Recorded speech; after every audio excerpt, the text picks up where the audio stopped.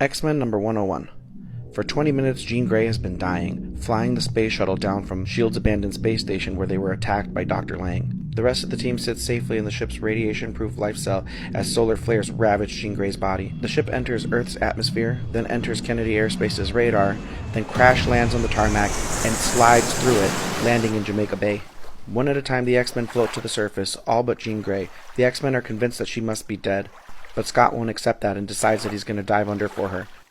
Before he can, the water around them explodes, and the woman once known as Jean Grey soars out of the water. The Phoenix speaks through Jean Grey. I am Phoenix. But the Phoenix collapses at the weight of Jean Grey's memories and emotions.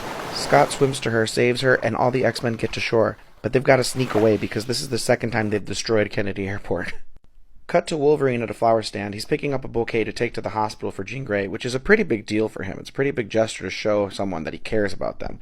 He's so emotionally stunted, though, that he had no idea that the rest of the people who care for her would also be at the hospital. So he's really embarrassed and he throws the bouquet in the trash. They're all anxious to hear if she's going to be alright, Scott especially. He's feeling a lot of regrets about letting her get away when she left the X-Men and how he stayed behind to lead them. He realizes that the X-Men don't mean the world to him, that she means the world to him, and that if and when she gets better, that he's going to make sure that he dedicates his time to her rather than to the X-Men team.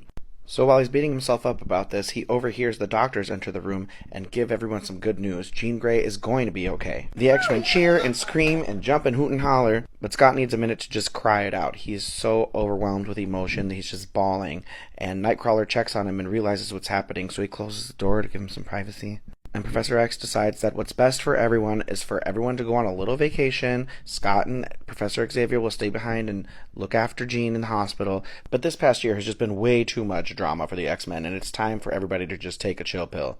Luckily, and not suspicious at all, Sean Cassidy gets a letter from his lawyer saying that he inherited Cassidy Keep, his ancestral home. And so Professor X decides that they're all going to Ireland. But inside that castle, the groundskeeper, Mr. O'Donnell, is being held hostage by Black Tom, Banshee's asshole cousin. Black Tom is blackmailing Mr. O'Donnell into making sure the X-Men don't think anything suspicious is going on. He plans to attack them or trap them or something. He's got something up his sleeve. And Aurora can kind of sense it. She's got bad vibes. She does not feel comfortable here. She's feeling a little bit of claustrophobia and anxiety.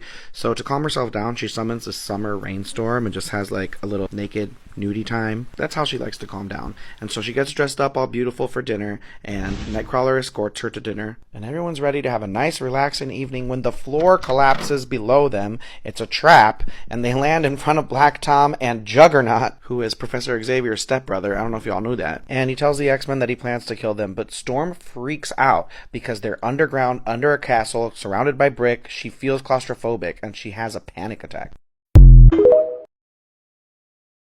X-Men number 102. The X-Men are trapped in the basement of Cassidy Keep. Banshee has fought Juggernaut before, and they both know that Banshee's powers do nothing against Juggernaut. Similar, Banshee's mutant powers and his cousin Black Tom's mutant powers don't affect each other either. Juggernaut pretty easily whips Wolverine's ass and Nightcrawler's, and Storm is cowering on the ground having a full-on panic attack, and he pulls her by her hair and whips her across the room. Storm is trapped inside her mind, inside this flashback of her childhood, and we see how her parents moved her from New York back to Cairo. And when Storm was 5 years old during the Suez War, a French aircraft crashed into their house, killing both her parents and trapping her under the rubble, which is where this whole claustrophobia issue became a thing. But like, she made it out of that, and she found a crew on the streets and became a thief and a beggar, and then she eventually became the goddess of this tribe until Xavier found her. So she really just needs to find that inner courage to break out of the rubble, metaphorically speaking, again. Anyway, currently she's trapped so deeply inside her mind that it actually alerts Xavier all the way in New York, and they're in Ireland. And Xavier tells Cyclops, "Oh my god, you need to go to Ireland right now. The X-Men are in trouble." And Scott is like, "No, I'm not going. The X-Men are no longer my first priority. Jean Grey is my first priority." And Xavier is like, "Excuse me, bitch? I tell you what to do. I tell you where to go. Who the hell do you think you are talking to me like this?" And Cyclops is like, "You even said it yourself. The X-Men need to figure out how to fight as a team by themselves, and this is the perfect opportunity for them to do so. I'm not going." And before Xavier can argue anymore, he starts having a freaking panic attack, having the same nightmares that he's been having about the alien race that's been haunting his nightmares. Now he's having daydreams about them, and he sees them in a mirror, and he's freaking out. And back in the hospital room, Misty Knight is like, Jean, are you okay? And Jean's like, I totally just died and pulled myself back together. How would you feel if you just did that? Anyway, so back at Cassidy Keep, Nightcrawler's gotten his ass whooped and he's laying on the ground and these two little elves find him. And this is the first time that we, as the audience, see that Nightcrawler has this power where when he's laying in shadow, he actually becomes completely invisible in the shadow. And the elves are like, this is very interesting. Let's take him with us. And so they kind of scoot him off to the side to do God knows what with him. And the Cassidy cousins are duking it out hand to hand because they can't use their powers against each other. Colossus is doing his best to hold down the fort and beat Juggernaut's ass, but it really just isn't enough in the end. And Juggernaut comes for Storm, and she really does try to do something, but she's such a nervous wreck that she can't muster up enough power to take him out or do anything, even remotely damaging to him. And so it looks like the bad guys are winning.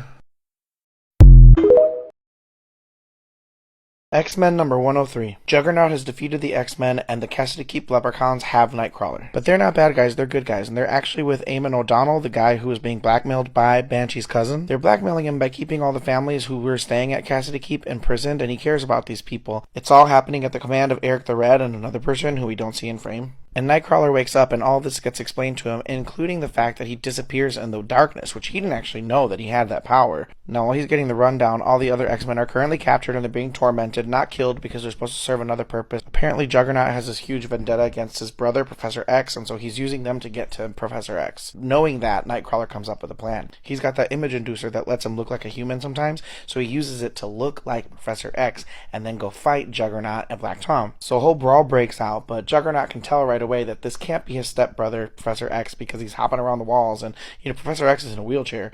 But because of the fight, a hole gets blown into the side of Cassidy Keep, and Storm gets like a whiff of fresh air and a look at the sky outside, and her claustrophobia kind of breaks, and she breaks out of the restraints that she's in with her powers, and she frees the X-Men by creating this huge whirlwind that kind of scoops them all out of the building. And so they're free, but meanwhile, inside Cassidy Keep, that destruction of the building kind of trapped Nightcrawler, and also Banshee didn't get out. Banshee's still in there. So Juggernaut and Black Tom climb to the top of the tower, and then they call down to the X-Men, and they're like, you got 5 minutes to come up here, we're killing Banshee. And they obviously know it's a trap, but they're like, what are we supposed to do? We gotta go up there and fight him. So Storm's like, alright, let's go. And she takes off without the rest of them, and Wolverine's like, how the fuck are we supposed to follow you? And that's when Colossus is like, don't you worry about it. And he grabs little ass Wolverine and just chucks him to the top of the building while using his bare metal hands to just claw up the side of the building himself. So yeah, Storm's up there using her Weather Witch powers to fight the cannons that are shooting at her on the top of the building. And she has plenty of training because they're always hanging out in the danger room. So she's ready to dodge laser beams out of a cannon. But she's shooting off so many attacks that the weather around them is like starting to be affected because weather patterns, affect each other. And she's messing up the natural environment. So it was actually a really clear sunny day, but now it's like really rainy. But the battle continues with Banshee trapped at the top of the tower with his back to these shadows, and guess who's hiding in the shadows? It's Nightcrawler. Nightcrawler lets him free. Banshee shoots the ground under Juggernaut's feet so that he can't charge. Everyone's fighting. Everyone's pissed off at this point. They were supposed to be on a relaxing vacation. Banshee throws Black Tom off of the building, and Juggernaut, being the idiot that he is, jumps after him, saying, you're my only friend, I'm coming to help you. So afterward, Storm calms the storm, and the battle's over now, but obviously somebody's planning the next battle. Eric the Red's on the TV talking to somebody, saying Prince Naramani is due to reach Earth in a matter of weeks, and she must not, under any circumstances, make contact with the X-Men. They're supposed to be dead by the time she gets here. So Eric the Red responds, he's like, alright, I'll have Magneto do it.